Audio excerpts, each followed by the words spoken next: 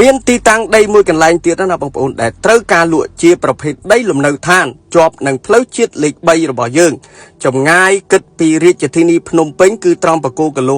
60នេះគឺជាទីតាំងដីចាក់រួចជាស្រេចអស់ហើយស្មើនឹងផ្លូវជាតិលេខ 3 តែម្ដងដីនេះគឺមានសភាពទិដ្ឋភាពអ៊ូអរខ្លាំងណាស់ត្រង់ទីតាំងចំណុចកន្លែងហ្នឹងណាបងប្អូនចង់ប្រកបអាជីវកម្មអ្វីក៏បានចង់បើកមុខរបរអ្វីទៅតាមគម្រោងទៅតាមលទ្ធភាពរបស់បងប្អូនមើលតែទិដ្ឋភាពជាក់ស្ដែងទៅណាហើយទីតាំងនៅម្ដុំនេះគឺមានតម្លៃថ្លៃណាបងប្អូនតម្លៃរហូតដល់$13,000គិតជាម៉ែត្រដើរប៉ុន្តែទីតាំងដីមួយនេះគិតត្រឹមតែ$6,000ជាងណាបងប្អូន$6,000ជាងគិតជាម៉ែត្រដើរក្បាល12បដោយ60ម៉ែត្រឯកសារប្លង់រឹងទីតាំងត្រង់បកគោគីឡូ 60ណាអ៊ូអរខ្លាំងណាស់បងប្អូនអើយបាទអរគុណច្រើនបើសិនជាមានចំណាប់អារម្មណ៍តាក់ទងមក